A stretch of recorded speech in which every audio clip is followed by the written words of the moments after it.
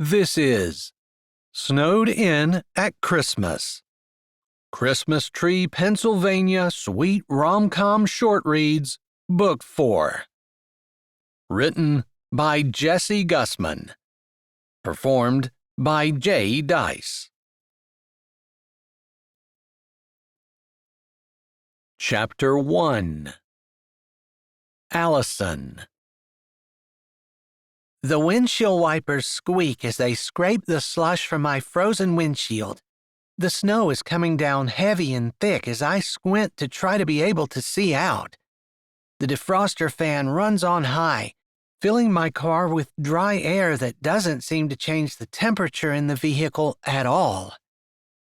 White covers the roads, and the last time I tried to tap the brakes, my car had started to skid. It scared me, and I've slowed way down, putting my four-ways on. Not that anyone else is on the road. I haven't passed a car for the last 5 miles. The snowstorm came up unexpectedly the way lake effect snow sometimes does, and people have smartly decided to stay home. I'm only about 20 miles away from home, but at this speed, it is going to take a good long time to get there. I wish I would have stayed in Baltimore instead of trying to make it home. But I've grown up in Christmas Tree, Pennsylvania, and I know that winters like this, there is always the chance of having the white stuff come down. Fast, slow, blowing, or soft, it doesn't matter. It can happen any time.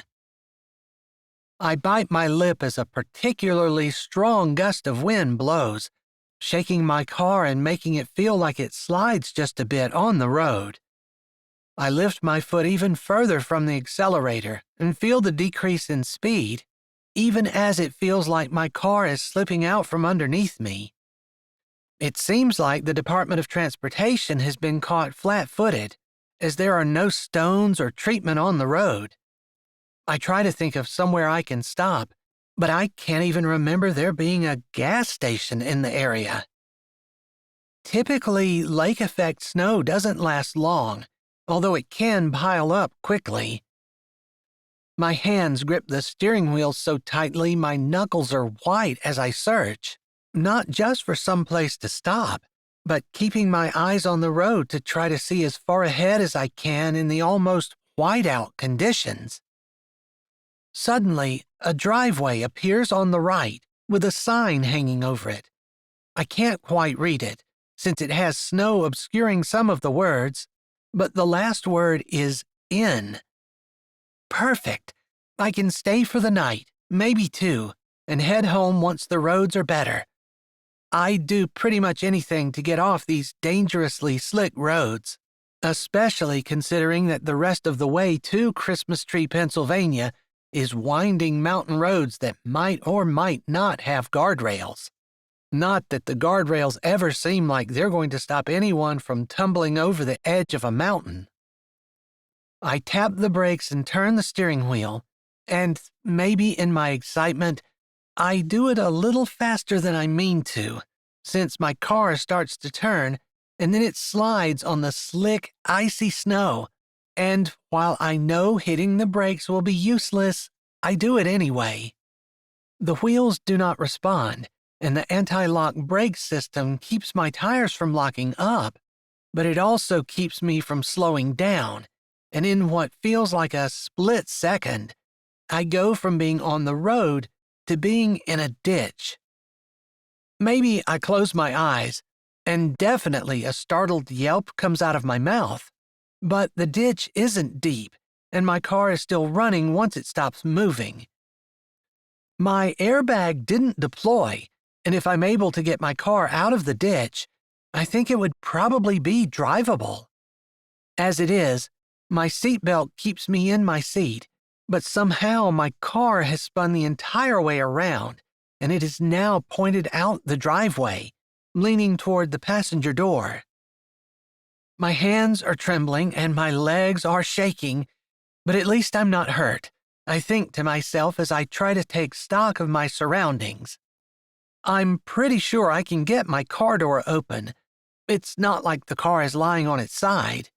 And I know there's an inn at the end of the driveway. I saw the lights. So it will be a short walk. It's not like it's blizzard conditions where I'm afraid I'm going to get lost in the woods and freeze to death or something. Plus, I have an overnight bag that I packed when I left Christmas Tree. I ended up not using it since I have everything I need at our house in Baltimore, but I still always pack a bag. I guess people who've traveled a lot between two houses will understand. Sometimes you forget that you left without washing any clothes, and you get where you're going and you realize that you have nothing to wear. An overnight bag is always handy. Anyway, I'm a little frustrated with myself. I grew up in Pennsylvania, and I take pride in the fact that I know how to drive in the snow. Of course, the fact that this new storm came up so unexpectedly meant that the roads weren't treated, and maybe the skill I have with driving is less about me being a good snow driver and more about the Department of Transportation keeping the roads in good shape. Regardless, I reach behind me, grab my bag, then turn my car off and push the door open. I am able to get out, and lugging my bag and purse, I start the short walk down the driveway. I've never stayed at this inn and don't have a reservation, but hopefully they have a room. Chapter 2. Luke. I'm standing at the desk of an inn, 20 miles from Christmas Tree, Pennsylvania, where I was expecting to spend the night tonight, since I have an appointment in the morning to meet with the owners of a lodge there to see if we can't turn the little mom-and-pop joint they just bought into a large commercial operation. There's no reason why we can't. This is ski country, and it's close enough to New York City that it should have no problem attracting weekend warriors who just want to get out of the city for a couple of days. Kind of like me. I don't live in New York City, I'm actually from Philadelphia, but I wouldn't mind moving somewhere a little less crowded, slower, less competitive. Someplace more relaxing where the values of the people align more with mine, and I don't feel like I'm living in enemy territory. There's something to be said about living in a place where there are lots of people. When one is stranded in the snowstorm and one comes upon an inn where the owners are not expecting to see anyone, much less a traveler looking for a room for the night. You said you wanted a room, son? The older lady says, looking at me over the rims of her glasses like this isn't an inn and she can't imagine why someone would ask her something so insane. Yes, please. 1 room for 2 nights, I say, knowing that I'm not going to want to leave before the roads are completely clear. I've been warned by the owners of the lodge that the curvy mountain roads are treacherous in winter. That was one of the things they saw as a drawback to luring tourists in.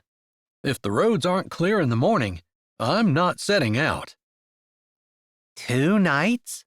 The lady says.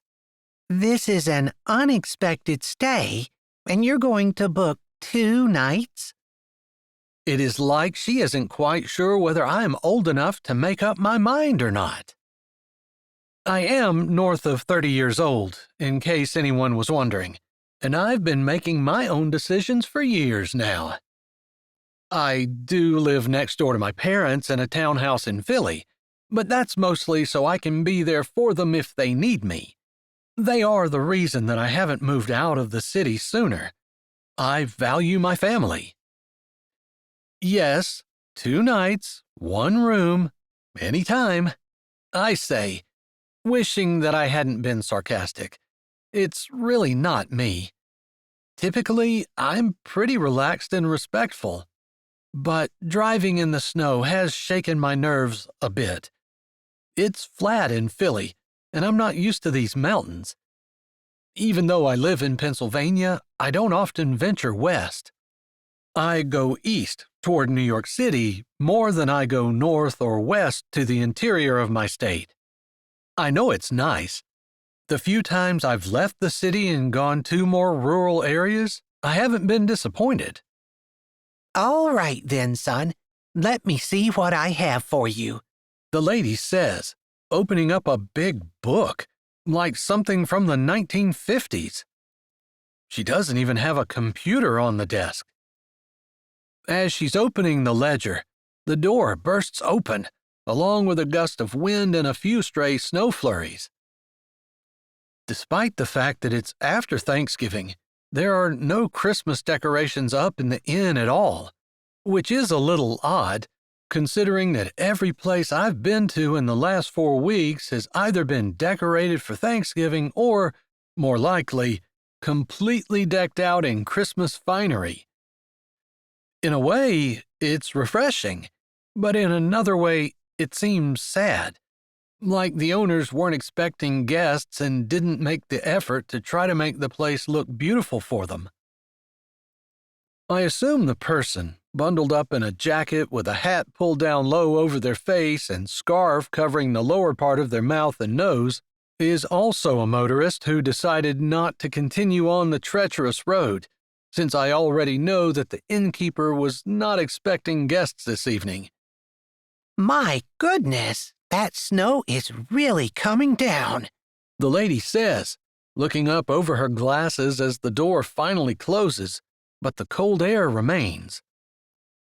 There is a fireplace and 2 comfortable-looking chairs in front of it over to the left, but there's no cozy fire crackling, and if this ancient place has a heating system, I've yet to feel any warmth from it. The lady is wearing a large sweater, and she had to remove gloves before she opened the ledger. I will be with you in just a moment, the lady says to the person who just walked in. We're having quite a crush this evening. Her language is a little old-fashioned, and I feel almost like I've stepped back in time, which is odd, but I suppose not too unexpected. After all, I've left the city, and I'm with backwoods people. I don't mean that in a derogatory way, exactly. It's just that people who live in rural areas aren't as suave and sophisticated as city dwellers. They seem to cling to their traditions and get all uptight when anyone tries to come in and make changes, which is one of the things the lodge owners I'm meeting with tomorrow are concerned about. That reminds me, I want to text them when I get to my room and let them know that I might not make it, depending on the roads. I'm sure they'll understand. They're from Pennsylvania too, and we all understand how the weather is. Even though I don't get as much of this in Philly, surely they're not expecting me to drive over these treacherous roads while they're covered with ice and snow. I can sense movement behind me, and I'm tempted to turn around and tell the lady to get comfortable because it's going to be a while, but my city upbringing reminds me that you don't turn around and just strike up a conversation with a complete stranger. The innkeeper doesn't seem to have any such compunctions, and as she gets to the correct page and smooths it down, she looks up with a smile. Are you 2 together? She says. No, I answer immediately. I can almost feel the surprise of the lady behind me. Now I'm a little embarrassed, because I don't want her to think that I have given any impression of having someone else with me. So you don't want to share a room, the lady says. No, I say, knowing I should add a thank you to that, but feeling like the question really doesn't warrant it. Of course I don't want to share a room with a stranger. The lady bites her lip for a moment, looks down at the ledger, and then looks back up at me with a worried expression on her face. But I only have one room that has a working shower. Chapter 3. Allison. I thought when I got to the inn I would be home free. I'd have a nice warm room, could relax in a hot bubble bath, perhaps, or probably more realistically, snuggle underneath the blankets and read one of the multiple books on my e-reader app on my phone. I never considered the idea that the inn might be out of rooms. Where are all the other customers at? There was only one car in the parking lot, if one didn't count the old dinosaur that was parked slightly behind the inn and which I assumed was the innkeeper's vehicle. What do you mean you only have one room with a working shower? Unless there are people staying here who are parked off in the woods somewhere, we're the only two customers here. I know. You're right. We are in the middle of a renovation, but business has been slow, and we just haven't had the money to finish it. The lady seems worried, and I feel bad for her. The man ahead of me doesn't seem very nice. I noticed he said no several times without a thank you tacked onto it, and he seems a little impatient. He's wearing the kind of clothes that I would expect to see if I went to the city.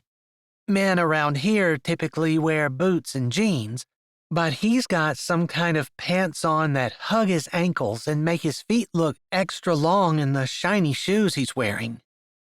A businessman by the look of his clothes, but I could be wrong.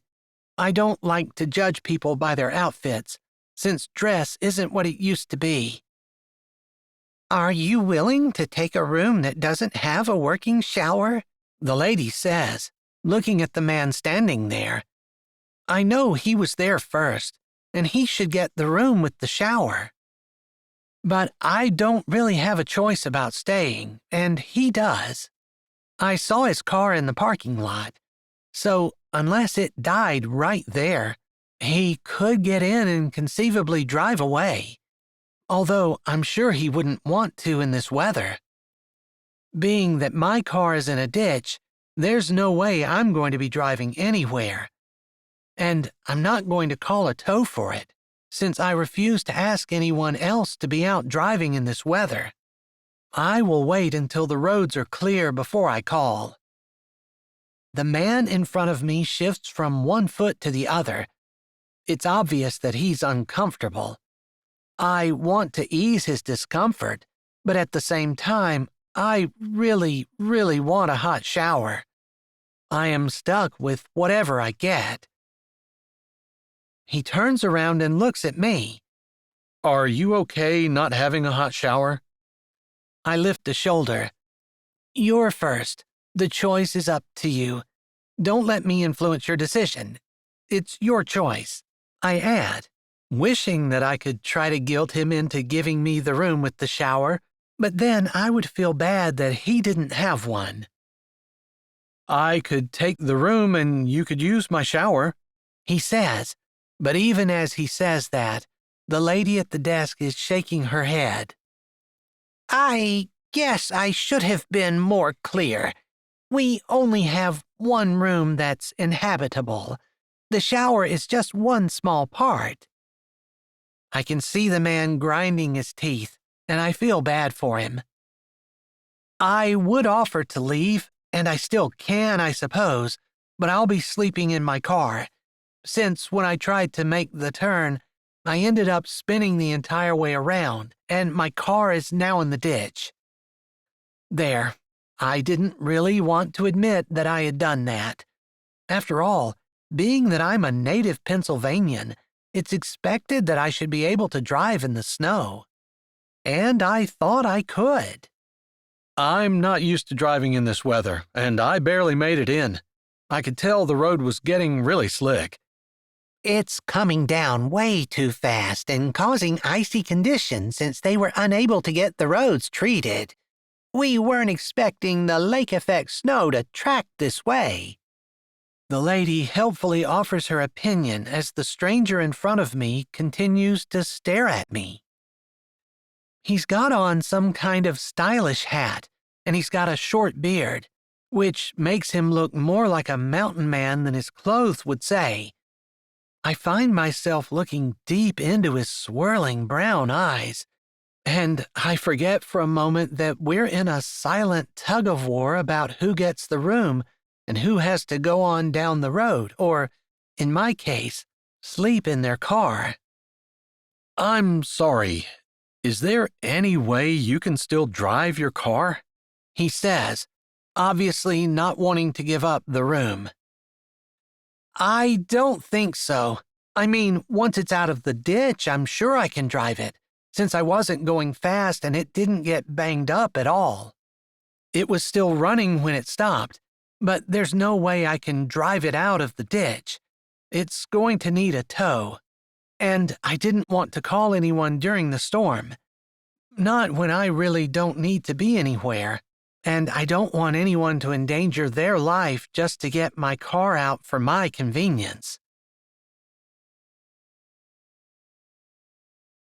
Chapter 4. Luke. I can't help it. I have to stand and stare at this lady.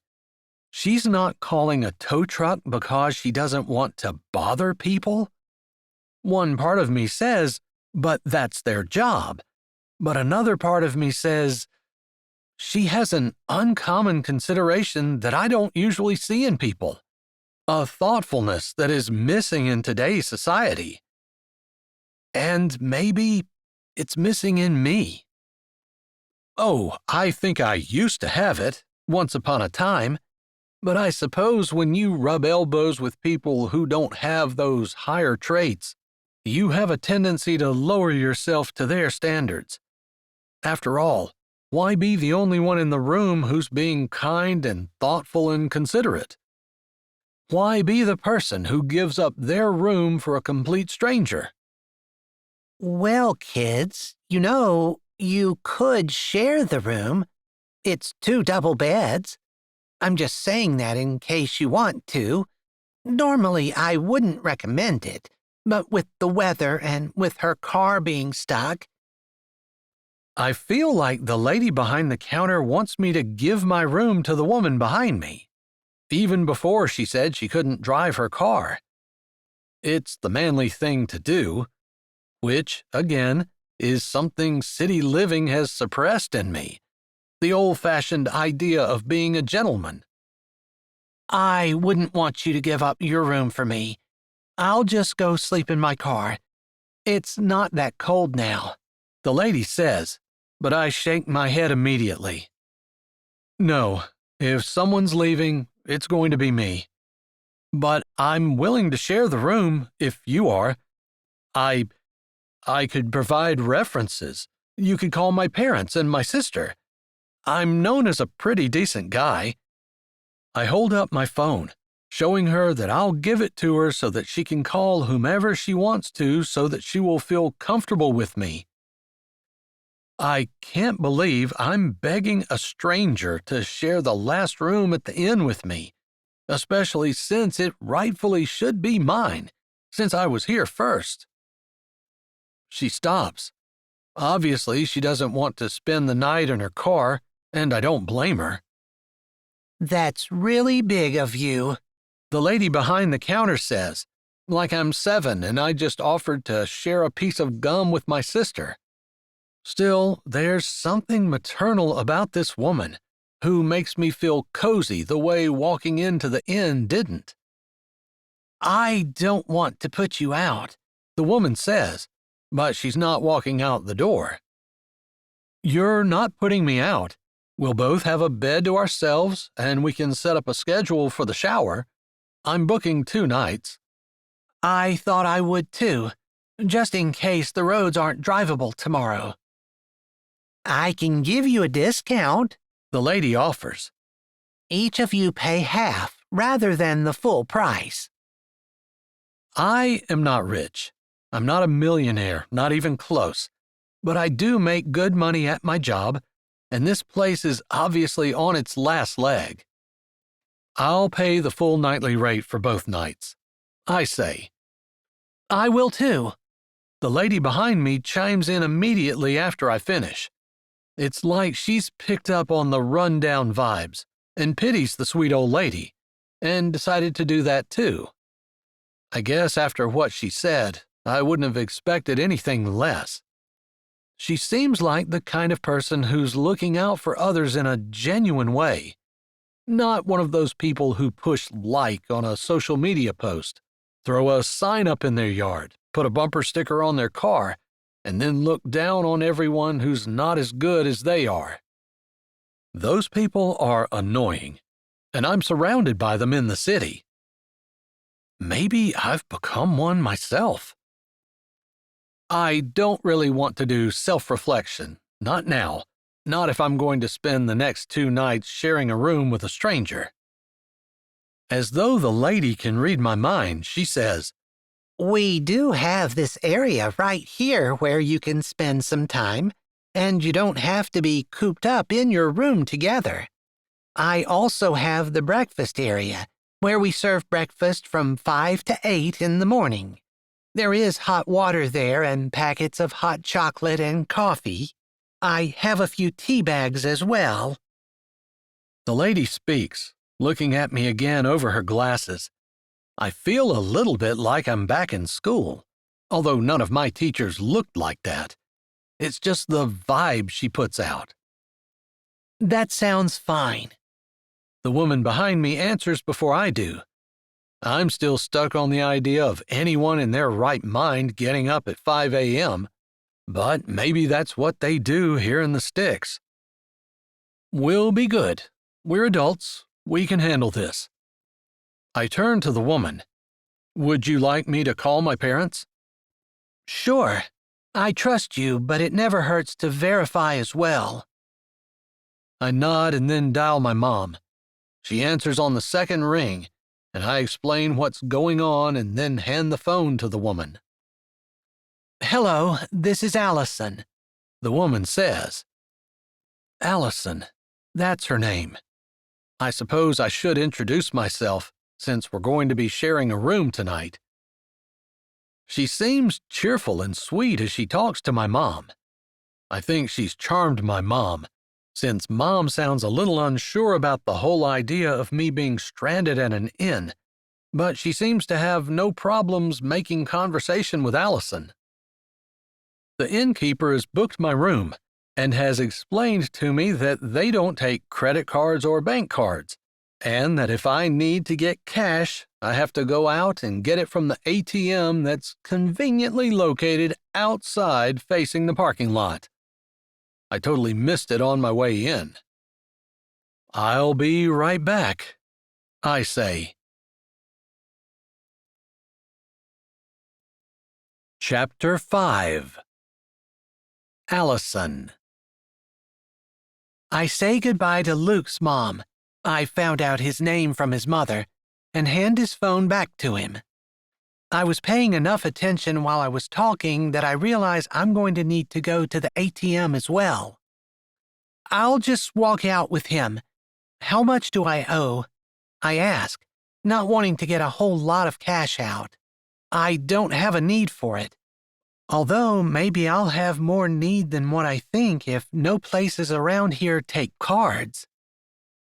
The lady quotes me the price, and I turn to go out to the ATM.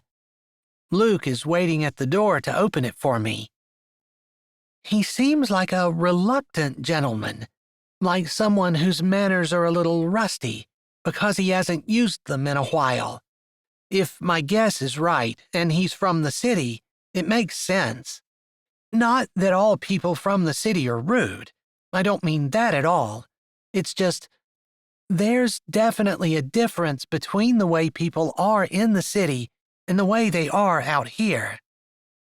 I definitely prefer being out here, and that's why my parents and I and my 2 brothers are all shifting our main headquarters to the small town of Christmas Tree, Pennsylvania. Thank you, I say as I walk through the door. No problem, he says, and it sounds like there's a little bit of irony in his voice. He's put out by these unexpected roadblocks to what he was expecting to be able to do, and he is annoyed, but I like that he is still finding humor in things. Sometimes when we have these little detours in life, that's when real life actually happens, I say, pausing for a moment so we can walk side by side through the 3 or 4 inches of snow that is lying on the sidewalk as we head toward the ATM. Not that I'm trying to lecture you, just making conversation, I add. Okay, I wasn't sure. I thought maybe I was being rude and didn't even realize it. No, not at all. It's very gentlemanly of you to share your room, because you didn't have to. You had first dibs on it, and under every law of the universe, it should have been yours with no thought to me. I guess, he says, and I'm pretty sure he's wondering if he made the right decision. I don't want to be annoying, so as tempted as I am to make conversation, we walk the rest of the way to the ATM in silence. I figure if he wants to talk to me, he can start up the conversation. After all, I'm the one that's putting him out, so I guess the least I can do is to try to be as considerate as possible. He allows me to use the ATM first, and I consider not waiting for him but walking back inside. It is cold out, it's still snowing, and I don't have boots on. My feet are cold. But I decide that the nice thing to do is to wait on him. We can both suffer together, I guess, since we're going to be suffering together for the next 2 nights, unless the snow stops and everything clears up by morning. You didn't have to wait, he says as he finishes up at the ATM and walks over to me. My head walked a few steps away to give him some privacy. I just felt it was the right thing to do, I say. And you always do the right thing? He asks, and it seems like that's the first attempt that he's made to actually have a conversation with me.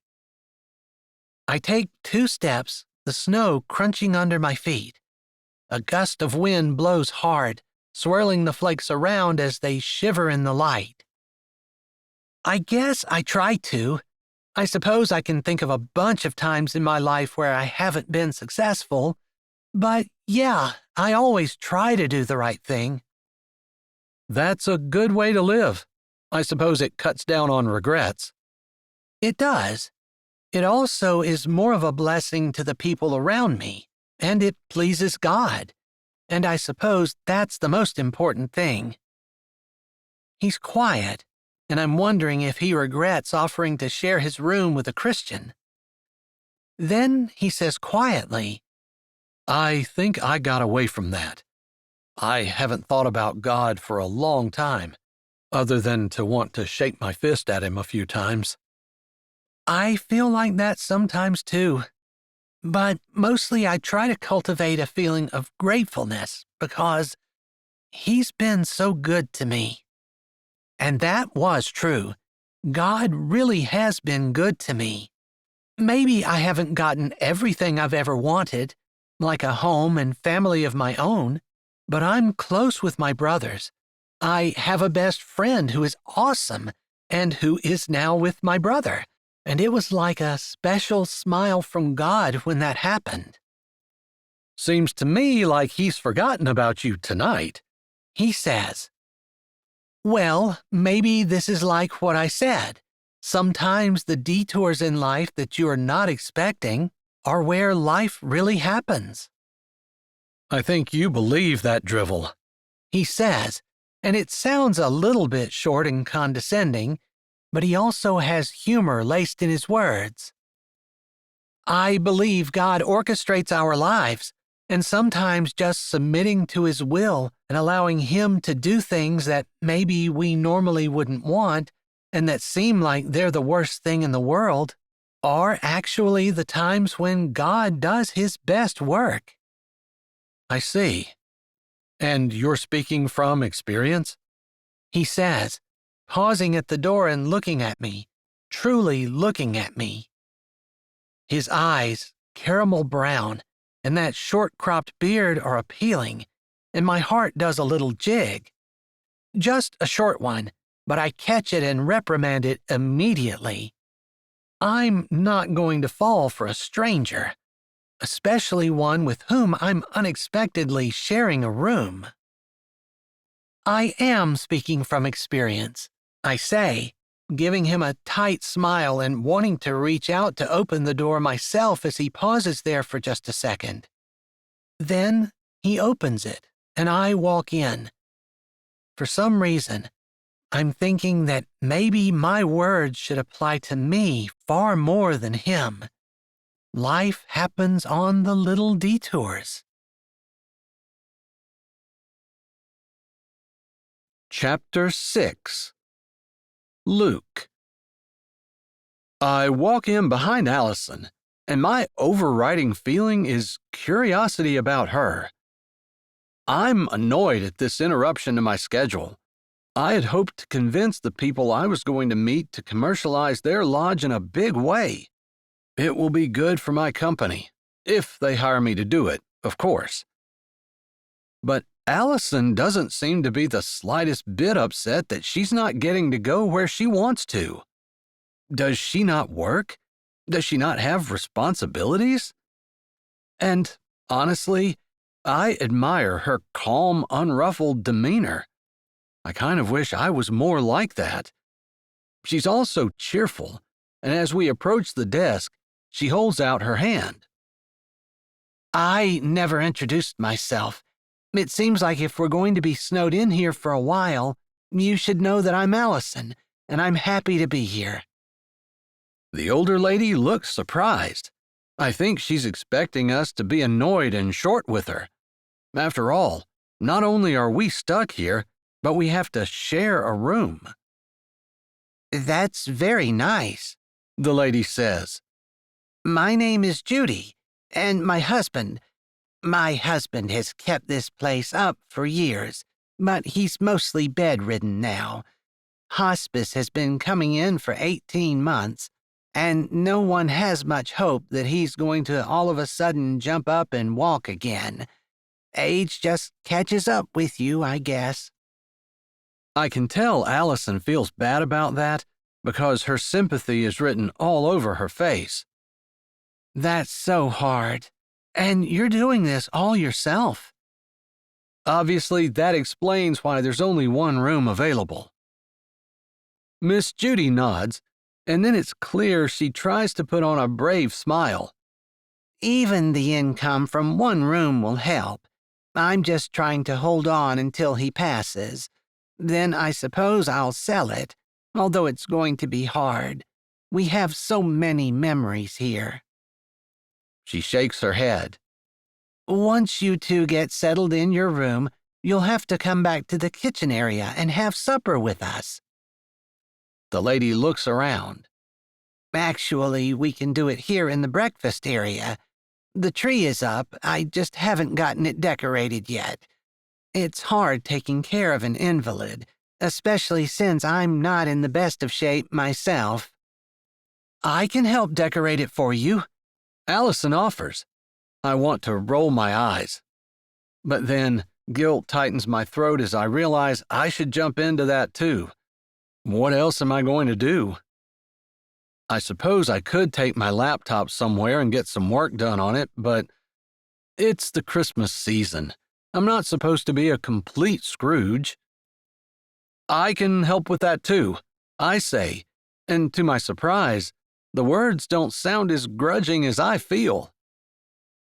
Allison has obviously formed some opinions about me, because my words cause her to turn her head in surprise. I want to be offended at her challenge, like this is the way I was all along. Maybe it's the way I want to be. Maybe I've become too focused on being successful in my business, and I haven't given as much thought to helping others as I should. And Judy seems like the kind of person who definitely could use some help. I'll take you both up on it. Not that I'm expecting a rush for Christmas, but it will be nice to have a little bit of cheer in here. Sometimes it gets depressing. Judy sounds sad, and Allison reaches across the counter and puts a hand over top of her older, gnarled one that sits on top of the ledger. We'll make it cheerful. I never travel anywhere without hot chocolate, so we'll have that at least. And I think we might be able to find some Christmas music, too.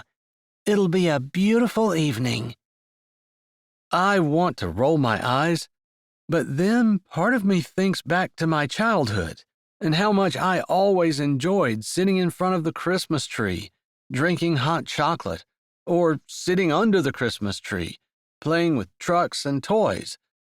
It was probably after Christmas if I was already playing with toys, but just the happy memories of having the family together, listening to Christmas music, and just feeling that warmth and cheer that seems to pervade the season. That sounds fantastic. Let me get you guys checked in, and then I'll check on supper. I have it in the crock pot. Allison nods, and the lady scribbles in her notebook, then takes both of our payments. I balk a little with this, because it does seem a little bit wrong for her to take full payment when neither one of us are getting a full room. But my more human side kicks in, and I remember that this lady could use the money, and I have it to spare. Why not give it to her? Allison has waited for me, and as I thank Judy in turn, she's standing there with her bags. We start down the hall together, and she says, I didn't think it was fair for me to get in the room before you. After all, you were here first. You should get to choose which bed you want and anything else there is to split in the room. You can choose, I say, not needing to see the room. Even though we're standing in front of the door and I have my key in my hand. It's an actual key, not a card, not anything that gets scanned. No, I insist. I appreciate your generosity. Her words make that guilty feeling that I've been flirting with all night kick in hard. I'm not generous, and the thought doesn't sit well all of a sudden. Chapter 7. Allison.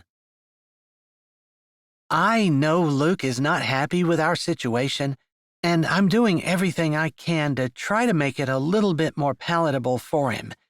I really appreciate him sharing his room, and my heart has gone out to Judy.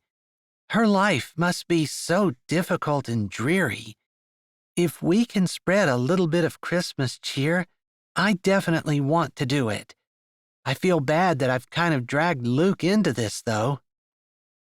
He uses the key and opens the door, and to my surprise, the room doesn't smell as musty as I expected. I figured it would be drab and dreary as well, but it seems like this is the room that they fixed up. I wasn't expecting this, I say, knowing that my voice sounds relieved and happy. I thought we would be sleeping in a dump, Luke says, and I think there's a bit of humor in his voice. Yes, bedbugs had gone through my mind more than once. He laughs outright. Mine too. He flips the lights on, and we see the room has been decorated in a soft blue color. It feels relaxing and inviting. The beds are made, and soft, fluffy pillows line the headboards. A gauzy white curtain covers the window, and as I peek in the bathroom, I see a tile shower and a modern-looking vanity. The floor is spotless, I find, as I flip the light on. Wow, this is amazing, I say, really shocked. I feel bad. I wasn't exactly thinking terrible thoughts about Judy, but I really had zero expectations that the room would be the slightest bit comfortable. Same, and I had resigned myself to sleeping in a bed that I wasn't sure was clean and disinfecting everything I own when I get home. Yeah, I was for sure having thoughts of disinfectant, Luke says, and then our eyes meet and we're grinning at each other. This was such a happy surprise that I think we both are having trouble containing our happiness. Okay, which bed would you like? I asked, looking at the beds. Even though this is technically an inn, the beds are situated like a normal hotel room. Both of them against the wall, one closer to the window, one closer to the door in the bathroom. I'll take the closer bed, unless you want it. I assume it truly doesn't matter to Luke, so I nod. That's fine. I always like the bed closer to the window. Then that's perfect, because I like the one closest to the bathroom. I give him an odd look, because I think it's pretty much the first thing that the two of us have agreed on easily. He seems like he's the total opposite of me. I don't mind being around people who are the opposite of me.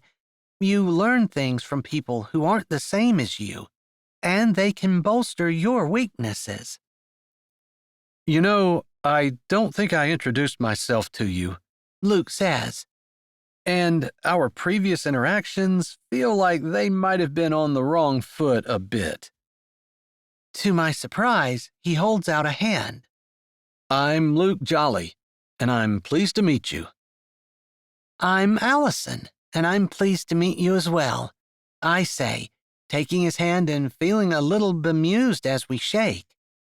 I mean, you've talked to my mom, so you know me a little better than I know you. I'll be calling my mom later, and you're welcome to talk to her if you'd like. But I think, for now, I'd really like to set my stuff down, use the restroom, and see what I can do to help Miss Judy. I feel like she could really use a little bit of encouragement, and decorating for Christmas is probably the way to go. You know all the decorations have to be taken down. That's a great point. I'll offer to come back after Christmas and take them down. I hadn't even thought about that. Thanks. I say, thinking again to myself that opposite personalities are often mutually beneficial. After all, I don't think I'd have given a thought to taking the decorations down if he hadn't mentioned it. Of course, from the look on his face, he wasn't thinking for 1 second about coming back and taking the decorations down. Once I said I was, I see the flash of guilt, and he closes his eyes for just a moment, as though he's resigned to doing what he has to do.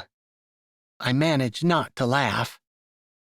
Then, like I thought was going to happen, he says, We'll have to make it a day. I'll come back and help as well. I nod and say, I bet Miss Judy will appreciate that. I walk to the end of the room and set my things on the other side of my bed. There is a small lamp there, and I turn it on so there will be some light in the room when we get back. Were you traveling for business? Luke says as he adjusts his traveling bag as well. Kind of. My family is originally from Christmas Tree, which is a town not far from here. That's where I was heading, but I don't live there. Neat. I wonder what he's going there for, but he doesn't say anything else, and so I continue. My family owns a business in Baltimore, and we kind of migrated up there over the last dozen or so years, but my brother bought a house in Christmas Tree, and my other brother has started using it as his business base. And then my parents bought a lodge, and I guess I'd rather be in Christmas Tree with my family than in Baltimore by myself, although I definitely prefer the small-town atmosphere. Believe it or not, I have more friends in Christmas Tree than I do in the city. I can believe that. I grew up in Philly, and sometimes you can feel alone in the middle of a whole lot of people. Chapter 8. Luke. I do love living in the city, and maybe I've looked down on people from the country, thinking they're not as good or as smart or as sophisticated, maybe.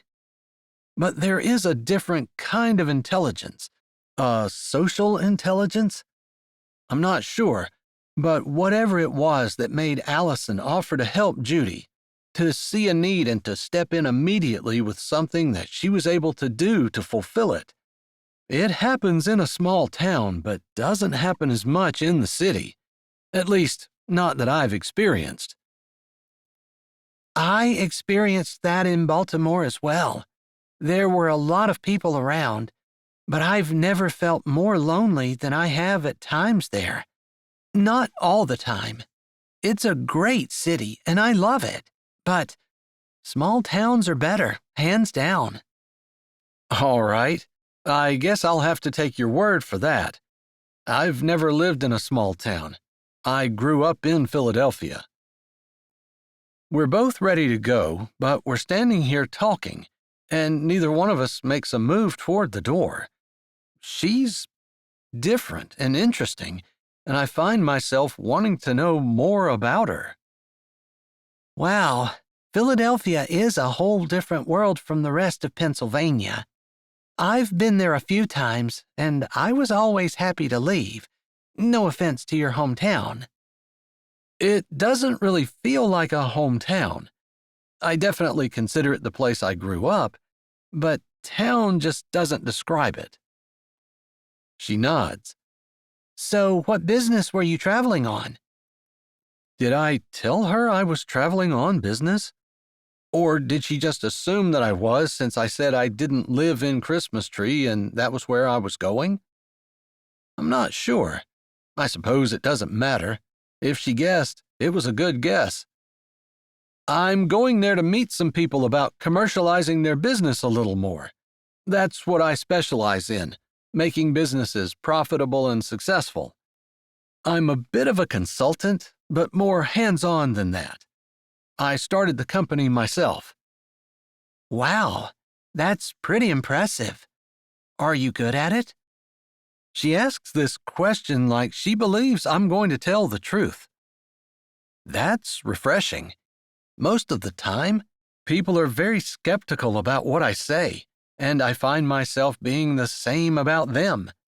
Like, lying is so common that we just assume the other person is doing it. We're just trying to figure out to what extent. That's not a very nice way to live. I like Allison's trusting way better, although I know it can lead to a lot of heartache for her. I like to think I am. I finally say, realizing I paused longer than I should have. What do you do? I ask, knowing that I probably should have talked a little more about my business, because it is a huge part of my life, but her question threw me off. Her attitude, the whole way that she approaches life is just so different. I'm a little bit of a business consultant. I do have a business degree, but I mostly work for my brother, who has a large business, and I do whatever he needs me to. I'm that person, she says with a little smile. I can believe it. I can see her being good at a lot of different things, making people feel at ease, discussing everything and anything, and she seems like she would be very loyal as well. I'd love to have someone like her on my team. And what do you do for fun? I ask. Well, I love spending time in Christmas Tree. It's just such a sweet, quaint town. There is ice skating and a few ski resorts scattered around, not too far away. Winter activities are awesome, but there's also kayaking and boating in the summer. It's not far from a lake, and we get tourists in all 4 seasons. You talk about that like it's your town. I take it you're on board with the move back from Baltimore? I am. I'm ready to leave the city. I suppose it was nice to go there and see what I was missing, but there's nothing there, and less, actually, than there is in a small town. And in Christmas Tree in particular.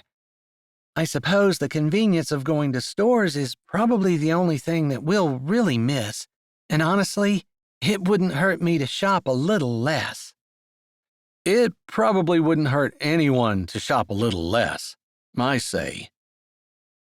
I swallow.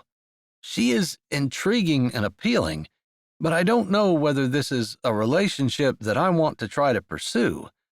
Maybe I need to think about that. Are you ready to go? I say, thinking that it probably would be best for us to get out and do something. Maybe we can talk while we're working, and I can try to figure out if she might be interested in the same. Because I'm pretty sure that if I have the opportunity to be with someone like Allison, I should jump on it. She's just that kind of girl. She nods, gives me a little smile, one that I'm getting used to and looking forward to, and then walks out the door ahead of me. I think tonight is going to be a very interesting night. Chapter 9. Allison. I feel like Luke is letting down his guard a bit.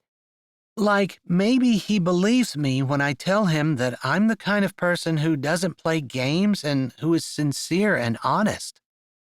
I get the feeling that he's used to working with the exact opposite kind of people, which I find sad, but that's the way life is for a lot of people.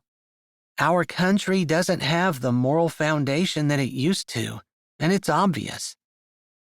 I wonder if there are ulterior motives for taking the Bible and prayer out of school, but one of the huge effects is that we're raising up generations of children who have no reason to be honest or moral because they don't believe there's a God they will be held accountable to.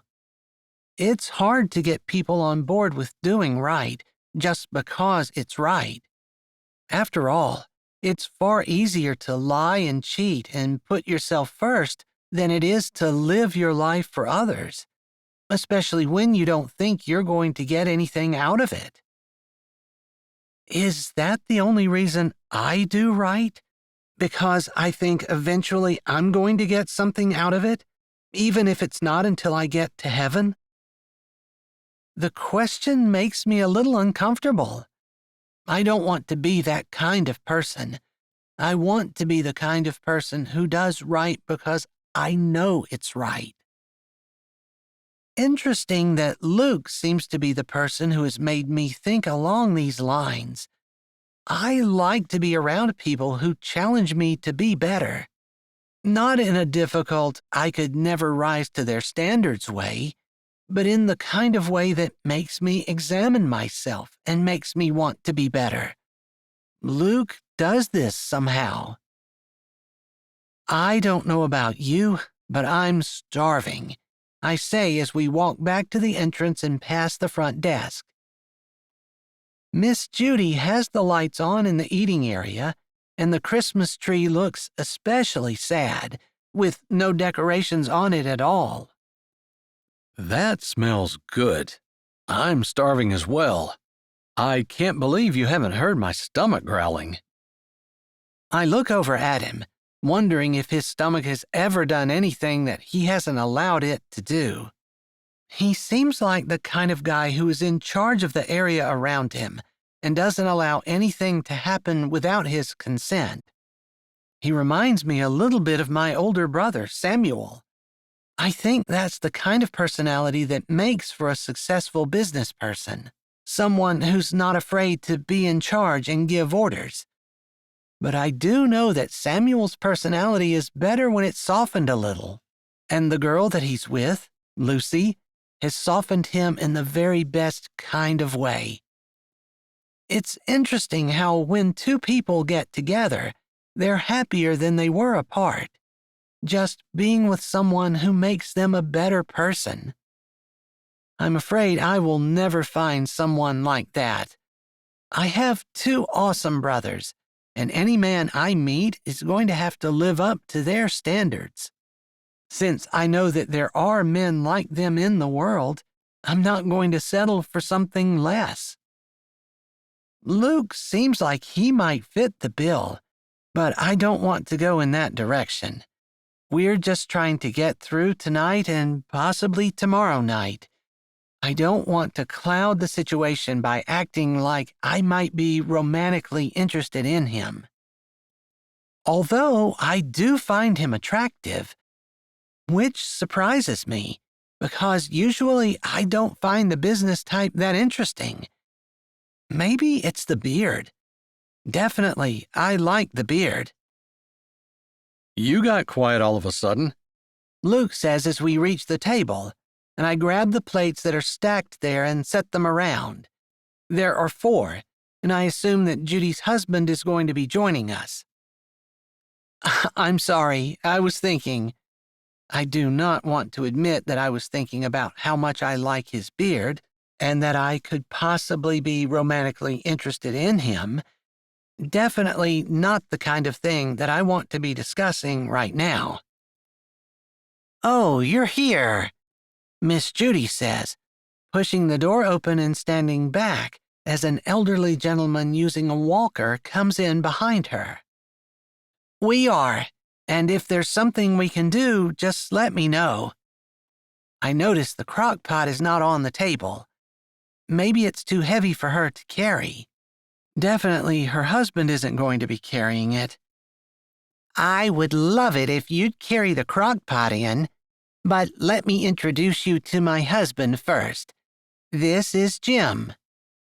Nice to meet you, Jim. I'm Allison, I say, coming over and standing in front of his walker. He has stopped and looks up at me in that slow way that older people typically do. He looks like he's a lot older than Miss Judy, maybe 15 or 20 years, but maybe illness or something else has aged him. He takes one hand deliberately off the walker and holds it out to me. Nice to meet you, Allison. And I'm Luke. Luke says over my shoulder, startling me. I didn't realize he was that close. I can smell his aftershave. Man, sometimes aftershave is overwhelming and it makes you want to gasp for breath. This makes me want to breathe deeply, in the very best way. I don't know what it is, but I wouldn't mind getting some of that and keeping it in my room just so I can smell it on a regular basis. It's that good. In the meantime, Luke has shaken Jim's hand, and I totally missed it, wrapped up in the scent of his aftershave and the warmth I can feel once he stands behind me. He seems solid and strong, and I resist the temptation to lean back into him. Chapter 10. Luke. I walk over to shake Jim's hand. He seems like a nice old man, and I'm kind of interested in his story. How he came to own an inn in the middle of nowhere, and why he seems so much older than his wife. But I'm having trouble concentrating on any of that, because I'm standing closer to Allison than I ever have, and she's smaller than she seems. Maybe because her personality is so big and sunny, and she's so friendly and outgoing. But she just seems tiny and delicate as I stand next to her, and it makes me want to put my arm around her and protect her. I have never had this temptation with anyone before in my life. I'm struggling with how foreign it feels, and knowing that it is definitely not something I can act on. We end up walking in the kitchen, Allison to bring a pitcher of water back, and I grab the crock pot. I feel like these folks have a story, and I'm kind of hoping that we get to hear it at supper. I hope that's okay with you. Allison speaks, and she brings my thoughts back to the present. I was really hoping I could talk more to Allison. I want to know what her plans are for the holiday, for the new year, for anything. I want to know if I can be a part of them, if we have enough things in common that we could potentially be together. I have always been more attracted to women with substance. I've never been a partier, and my serious dedication to my businesses means that I haven't dated a whole lot. I don't even know if dating is what I want. It seems so empty and meaningless. But that seems to be what our society does, and I've never really questioned it. But I'd rather just spend time with her. If that means dating, then so be it. I'm interested in their story too. I'm not really a human interest person, but I see this inn, and it has so much potential because it's around so many things that tourists would be attracted to, and it could be so profitable. But instead, it's just wasting away. I guess I'd like to know if it was ever profitable in the past. Maybe we'll find that out. I can make sure I ask about it, Allison says as she holds the pitcher of water and waits for me to unplug the crock pot and grab it by the handles. Miss Judy has already carried the scooper in, and Allison pushes the door and holds it for me while I walk through. We set our things down, and Miss Judy asks me to put food on everyone's plate while Allison fills the glasses up. Miss Judy helps Jim get settled in his seat. As I finish and sit down, she says to me, "Would you say the blessing, please?" I was raised as a Christian, but I admit it's been a while since I've spent much time with the Lord.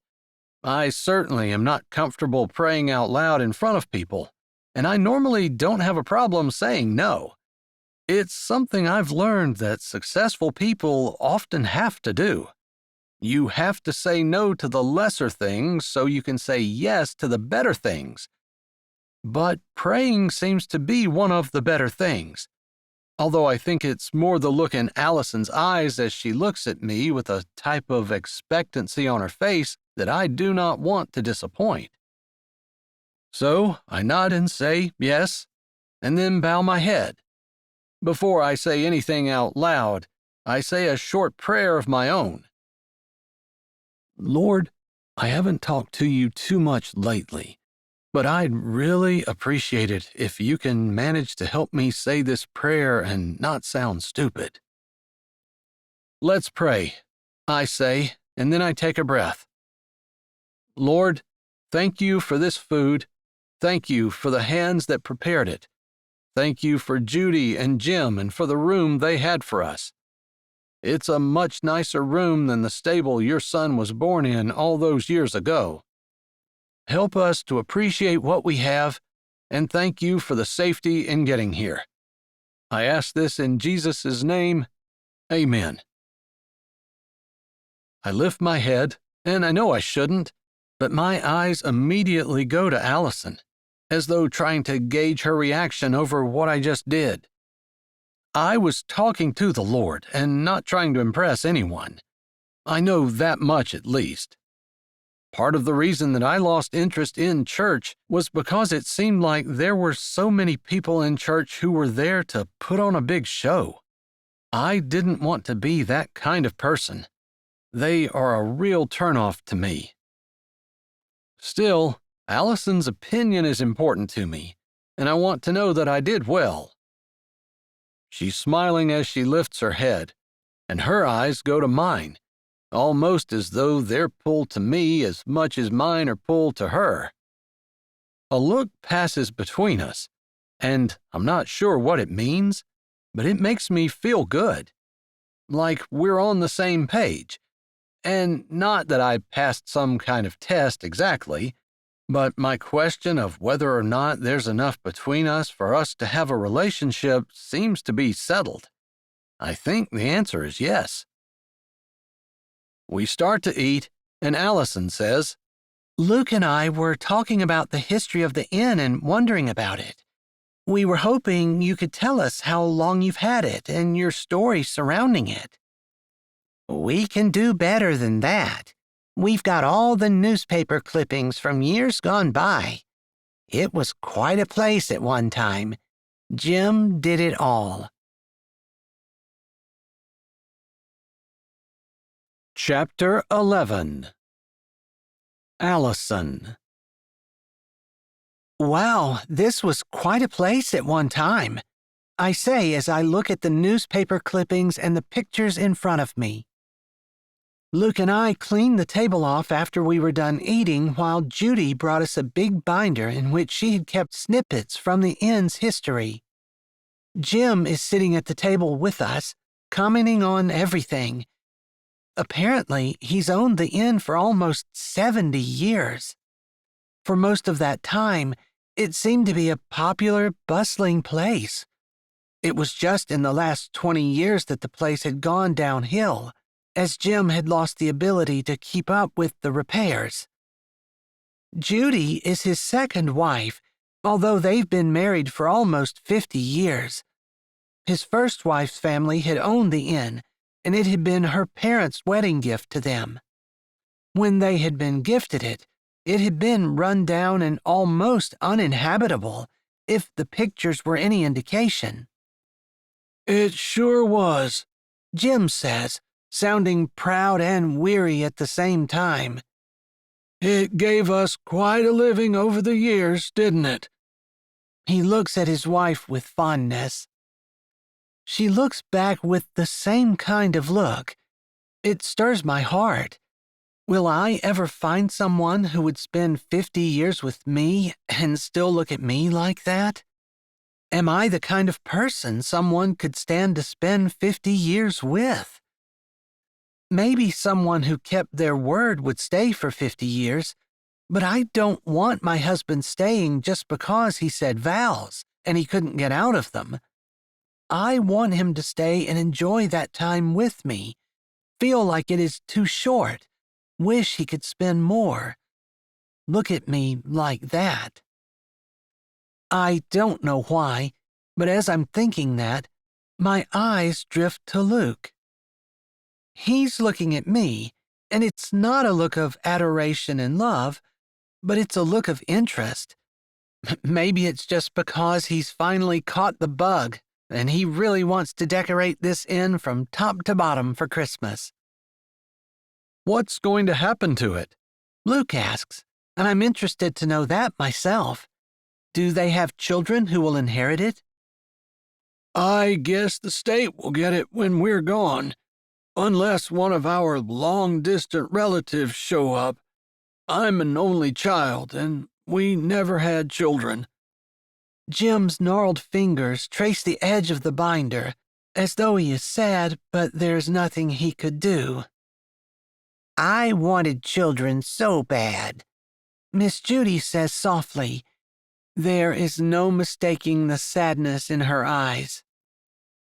Again, I feel Luke's gaze on me, and my eyes seem drawn to him no matter what's going on in the rest of the room. This time, I can't read it. It seems hooded, and maybe that's because Miss Judy was talking about children. Luke hardly seems like the kind of man who longs for a family. He seems like the kind of man who's quite content to be single, working on his business and having fun, no strings-attached weekends. That's not quite fair.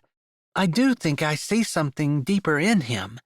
But on the surface, that's the feeling I get. Allison and I would love to decorate this for you this evening, Luke says. I nod my head, looking at Jim and then Miss Judy, who seems so grateful that her eyes fill with tears. It would be glorious to see this place decked out in Christmas finery again, she says, looking at her husband, who nods slowly. I'd love to sit here and watch if I could, he says. But it's all I can do to try to stay upright at the table. I'm going to need to go to bed, but I want to come out first thing in the morning. If you show us where the decorations are and give us any instructions you want us to have, we can handle the rest. I don't have much experience in decorating, but Allison seems to be an expert. I'm not sure where he got that, but I do love to do it. Taking spaces and making them look beautiful is something I love. Miss Judy puts a hand to her heart, and then she tells us where the decorations are, saying that they are clearly labeled if they have a certain place they need to be, like the Christmas tree. There's a storage room off the kitchen, and that's where we find everything. I really appreciate you doing this. I got the feeling that decorating really wasn't your thing. I say as we stand in the room, surveying the boxes. There is a lot of them. Decorating isn't really something I enjoy, but I know that beautiful things attract people, and it also helps them pay more. He grins a little. Something I've learned over the years. Although, I like the idea of making beautiful things available to everyone. Like town decorations? Those kinds of things where everyone gets to enjoy it? I do think that helps the town stick together when they take pride in how they look and their appearance to the rest of the world. I agree. I say thoughtful. He doesn't seem like a small town kind of guy either. I've never really thought about it before, but my business has always been focused on helping other people commercialize. But there's something about a man who's been in the same place for 70 years, pouring love and sweat and tears into giving people a beautiful vacation. Did you notice that's what he talked about as much as he talked about how much he loves the inn? Luke nods. I think that's what started to get to me. He talked about the experiences that people had while they were here, the friends he made, and the people he'd served. It was inspiring. Chapter 12. Luke. I've never spoken like this with anyone. I've always been very analytical and business-focused. Not that I don't care about people. I do, of course. But Jim made me see how having a business could be beneficial to everyone, not just me. How serving others is what he remembered at the end of his long, storied life. How it wasn't about the money he made or the accolades he got. It was about the people. I think Allison already knows this, and so I feel a little bit silly talking to her, like I just discovered something new. But I think I had a kind of revelation this evening, and maybe not just about the inn. Goodness, this is heavy. These ornaments must weigh a ton each. Allison is trying to lift a medium-sized box, and she's grimacing. I'll help, I say. I don't want her lifting stuff when I am perfectly capable of doing it. Maybe my manners are a little rusty. I haven't been using them like I should, but a gentleman doesn't stand around while a lady struggles with a heavy box. She straightens and seems a little surprised. Perhaps I'm surprised myself. I am not usually the kind of man who pitches in and tries to be a gentleman. But I like the look on her face as I pick up the box and carry it to the living room. Are we going to open it together? I ask. I have a feeling there's going to be some pretty old, absolutely beautiful antique ornaments in here, but maybe I'm just getting my hopes up. You're getting mine up, too, I say with a little bit of anticipation as I put my hand on the flap of the box and pull it free from the tape. We look together, gasping as tissue paper-wrapped ornaments appear once the box is open. These are gorgeous, Allison breathes as she picks one up gently and looks at it. I'm almost afraid to touch them. I am afraid I'll break them. We've broken plenty over the years, Judy says, walking back into the living room. Don't worry about it. I suppose they're irreplaceable now, and they represent a lot of memories, but they're just things. It's not like a soul you can take to heaven with you. I turn and look at her. That's exactly the vibe I've been getting all evening. It is what is stirring in my soul and inspiring me to want to be better. Decorations are beautiful and things are nice, but people are what we live for. Souls are eternal. I just remembered there's an additional room available. I left the key on the counter. She acts like this is not big news and continues to speak. I'll be putting Jim to bed, and I'm getting kind of old myself, and I might not make it back out this evening. Are you guys going to be okay? We'll be just fine, I say, looking at Allison, who nods. I don't know if it's her influence, or Miss Judy's, or a combination of both of them, but it's funny how one little detour can change a man's life in significant ways. I wait for a bit after Miss Judy has left, and Allison is unwrapping the ornaments, carefully hooking them and hanging them on the tree. I can't believe I'm even thinking this, but I think I'm going to cancel my appointment tomorrow. I believe I want to buy the inn, retire my business, and see if I can't make it successful once more. Allison's eyes light up, like I just told her that I was giving her $1 million diamond ring or something. That's amazing, she says. I was honestly wishing that I had the funds to do that. I have a little something put back, but not nearly what I would want to offer Judy and Jim for this place. Although I was thinking that I would make the offer contingent on them being allowed to stay here for as long as they wanted to.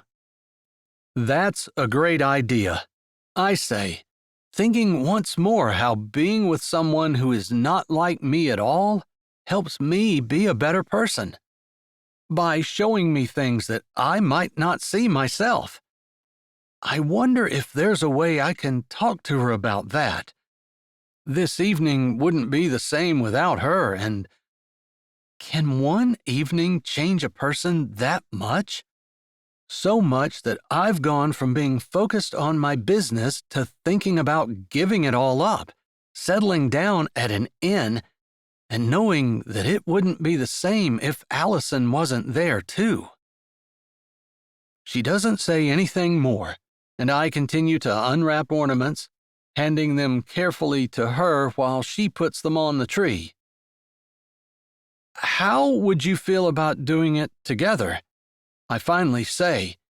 I don't really want to be business partners. There is just a feeling in my gut that I might be interested in more. I've shocked her. Her eyes open wide and she blinks. Well, that's quite an offer. I'm definitely interested. She says it like she's interested, but we would have to talk about it. I'm down for that, and I totally get it.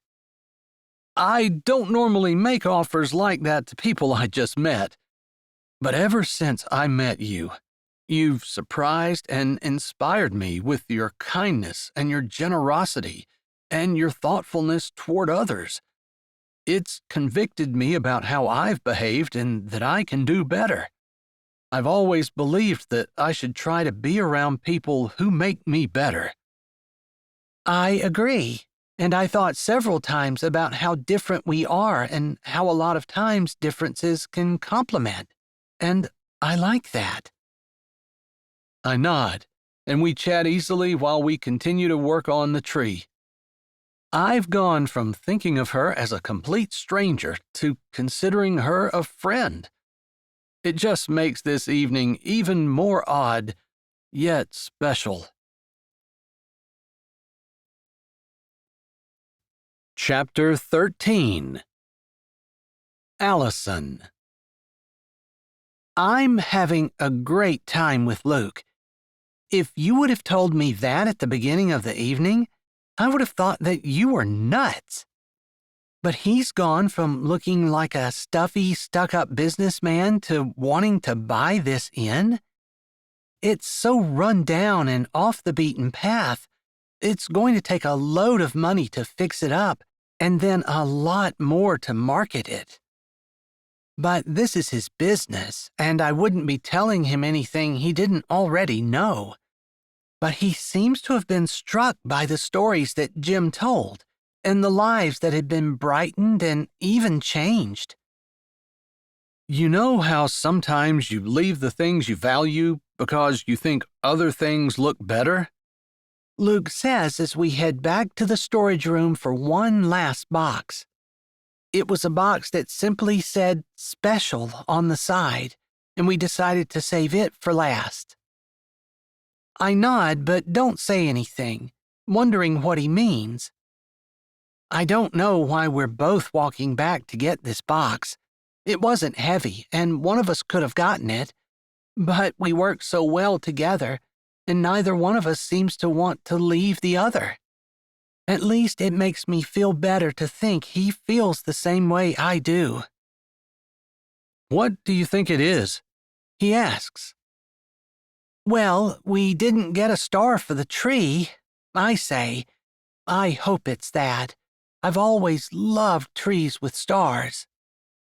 I bet it's some other kind of antique, he says as he carefully lifts the box, and I hold the door while he walks through.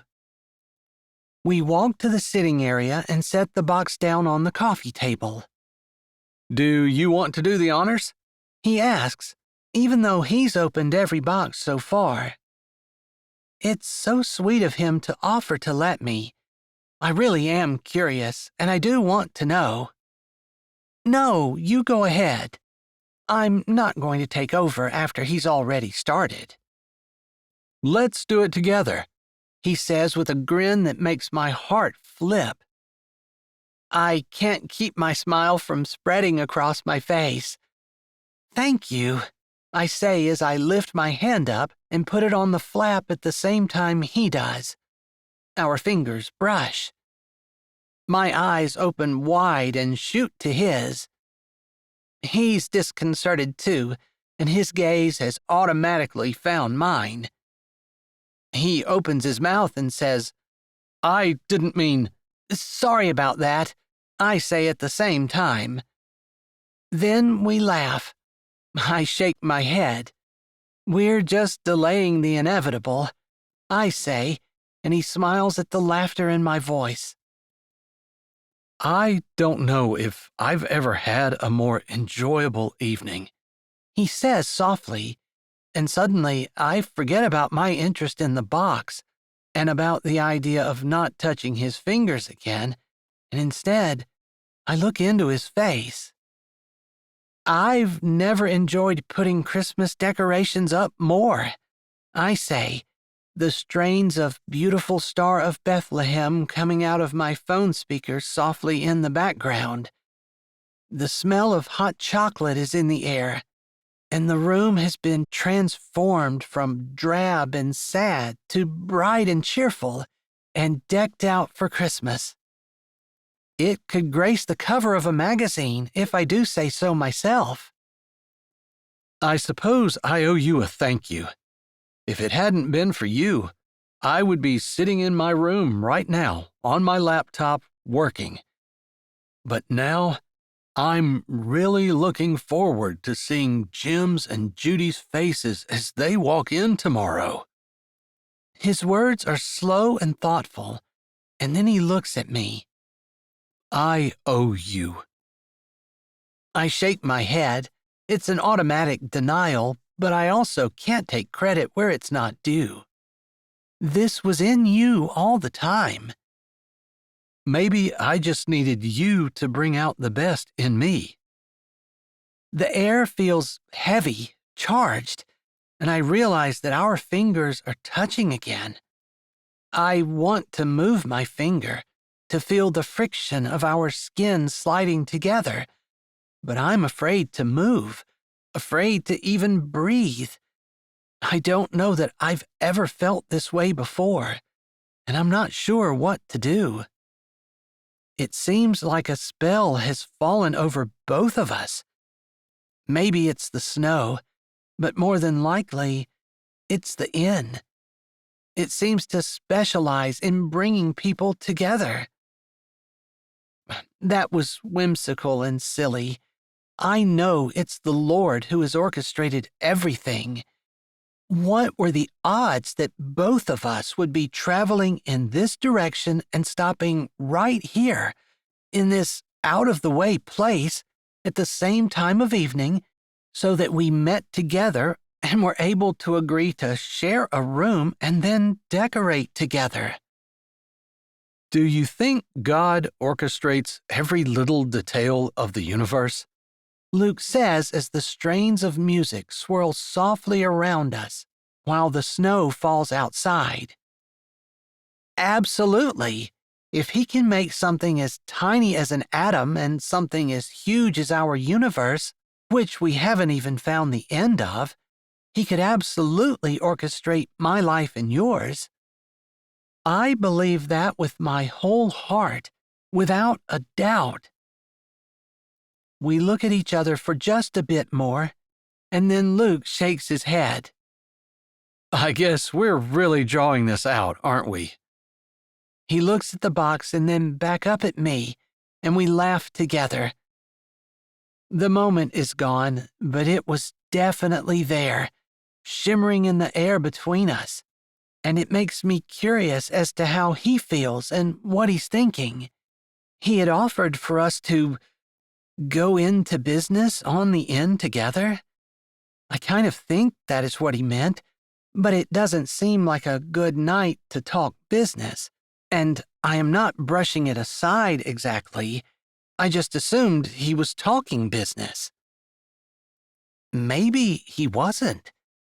Maybe he's feeling the magic in the air or the love at first sight. Could that be what it is? I don't want to do anything crazy. That's not my way. I've certainly never done anything like this, but it's not like I'm just working on attraction. I like the character that he's displaying, the compassion that he has shown, and the way he is moved by the stories of changing people's lives through serving them with the inn as a backdrop. Did God orchestrate tonight for this particular purpose? Chapter 14. Luke. My fingers are touching Allison's as we both stare at the box. I guess I'm less concerned about what's in the box and more concerned about what's going on inside my heart and mind this evening. Is it possible I found the woman I've been searching for all of my life and a new career all at once? I know, it sounds crazy that someone could know after just a few hours that the person they're with is the one they want to be with forever, and that's the main thing that's making me wait. She's exactly what I want. Honest and upright, sweet and funny, compassionate and kind. And the biggest question in my mind is whether or not she could stick with a man like me. I don't feel like I'm worthy of her. That, and I'm going to sound like a nutcase if I tell her what I'm thinking after spending just a few hours with her. Oh, you two found the mistletoe box. Miss Judy's voice almost makes me jump out of my skin. I was so focused on Allison that I didn't even notice she had walked into the room. Wrapped in a robe, she holds a glass of water in her hand. She gives us an apologetic look. Jim is thirsty, and I heard you two were still up in here. This is the last thing we have. It's a mistletoe box? Allison says, sounding intrigued. Miss Judy nods her head. I have a list in there of all the people who have kissed under the mistletoe because I hate to say it's special because I don't believe in magic, but every couple who have kissed under that mistletoe have gone on to get married. It's special. It was part of the lure of the inn at one time. I see, Allison says thoughtfully. There's information in there if you want to look at it. I need to get this water back to Jim. I'll see you two in the morning. Good night, I say, and Allison murmurs the same. She's gone for about 15 seconds before Allison looks at me. Do you believe that? She said there was information in the box. Let's look, I say, not wanting to say that, no, I don't really believe it, except if there's documentation, then it must be true. Allison carefully opens the box, and sure enough, there's a paper, typewritten, with names and dates, marriages, and even some of them have children listed. It goes the whole way back to the 1930s. There's another paper, and Allison picks it up and reads out loud. Everyone that we know of who has kissed under this mistletoe has gone on to get married, stay married, and have a happy marriage together. Jim's and Judy's signatures are under that statement. Allison and I look at each other. I don't know what she's thinking, but I was already thinking along the lines of a relationship anyway, and the idea of kissing Allison under the mistletoe is not difficult for me to think about. I wonder where we should hang it, Allison says, looking around the room and allowing some of the heaviness of the air around us to dissipate. The most obvious spot is in the doorway, but I see a hook on the ceiling right beside the Christmas tree that looks perfect. She is looking at the doorway, but I touch her shoulder and then point to the hook. There is a hewn log that is exposed, and I hadn't noticed it until I started looking for a place to hang mistletoe. What about that? I ask, pointing at the hook. I hadn't noticed that, Allison says, sounding surprised. Me either. Not until I started looking. It's perfect. Two people who are standing together by the Christmas tree are probably already together. Yeah, much different than a doorway where people could just meet. Yeah, Allison says, and her voice holds a touch of whimsy. Do you mind if I get it out? Not at all. I'll grab the step stool and we'll see if it works there. Maybe it will look out of place. I say that, but I'm thinking not. It's going to look perfect there. Even I, who am not very good at decorating, can tell that the mistletoe is perfect for that location. By the time I have the step stool pulled over, Allison has the mistletoe out of the box, and she hands it up to me, our fingers brushing once more. Every time they've done that this evening, it sent the same shivers and tingles up my arm and down my backbone, and made me want to stop what I'm doing and pull her close. I wish I had an idea of how she felt, but I suppose I can't expect to know how she feels if I don't say how I feel. It's going to be kind of hard for us to do this and not be standing under it together, Allison says, and she sounds a little tentative. Would you like for me to move back? This is my chance. I can let her know how I feel and that I'm not just in it for the short term. After all, we both know that people who stand underneath the mistletoe are supposed to go on to have happy marriages for the rest of their lives. I'm about to tip my hand. I look her straight in the eye so she can't mistake my meaning and say, no. Chapter 15. Allison. I know exactly what Luke is saying. His eyes hold a seriousness that I cannot deny. We've been talking about how kissing under this mistletoe leads people to get married and spend the rest of their lives together.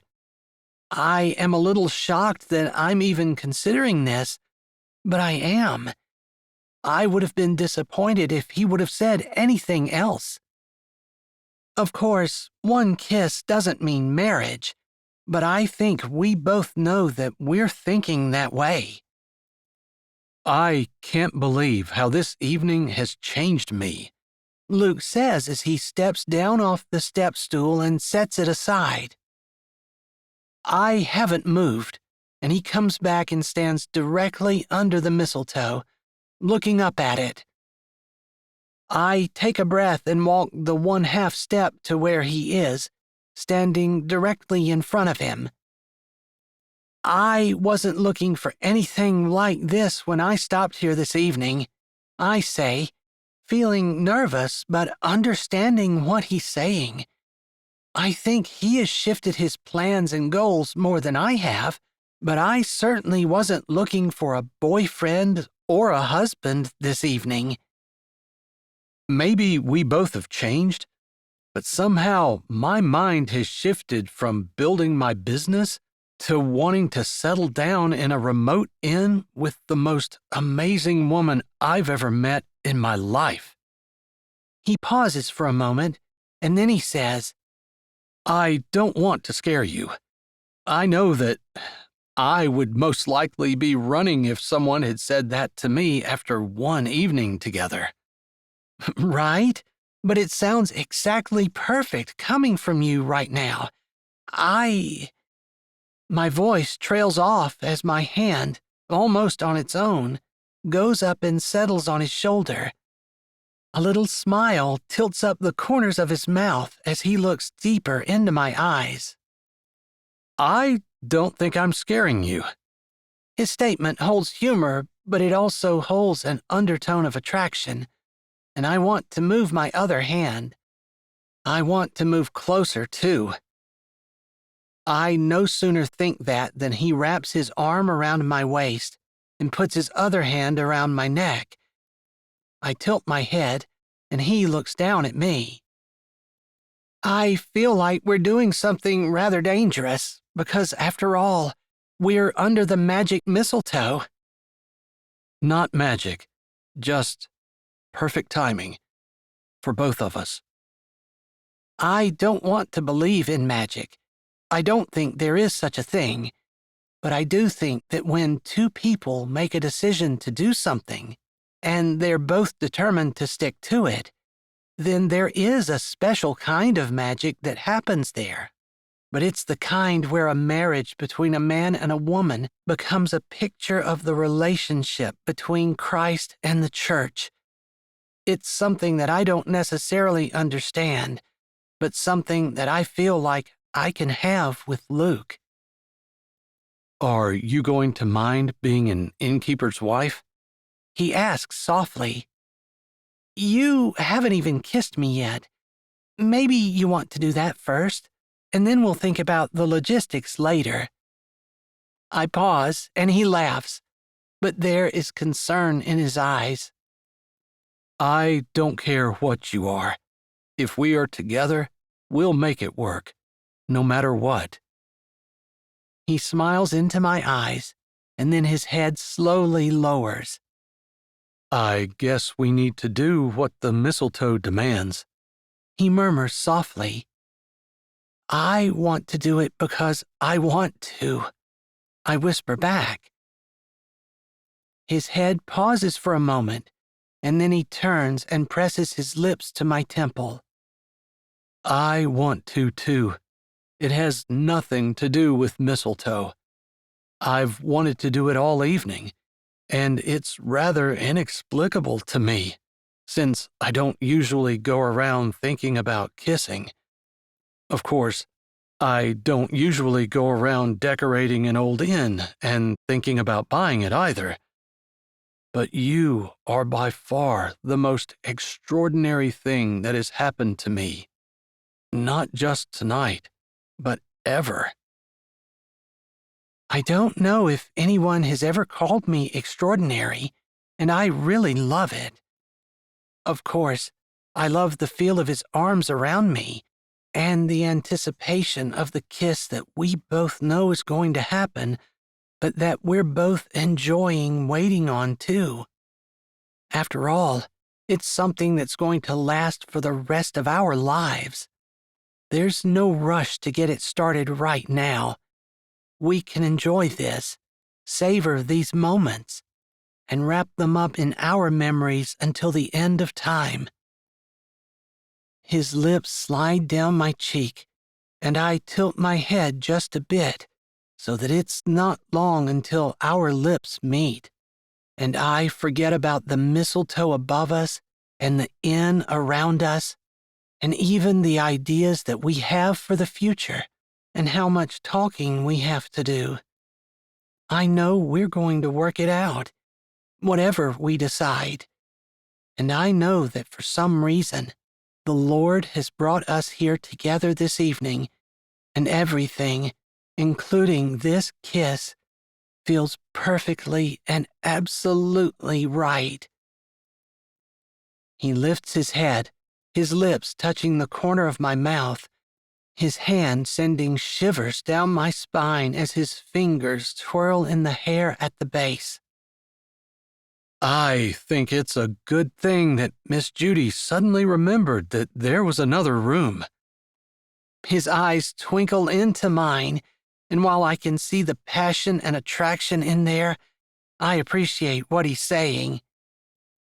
I think Miss Judy is a matchmaker, one who is very good at her job.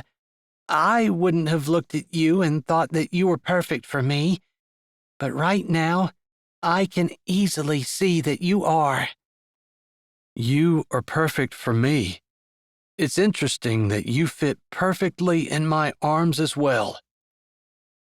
I hadn't been paying attention to the music, but something soft and slow comes on, and Luke lowers his head.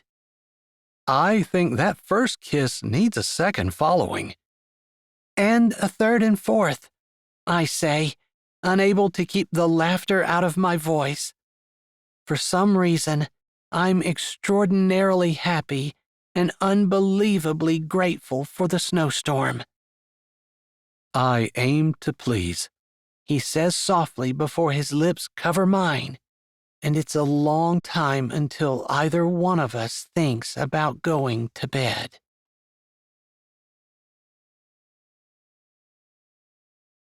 Hi, this is Jay, and thanks for listening. If you're ready for another great Jessie Gussman audiobook, here's one we think you might like.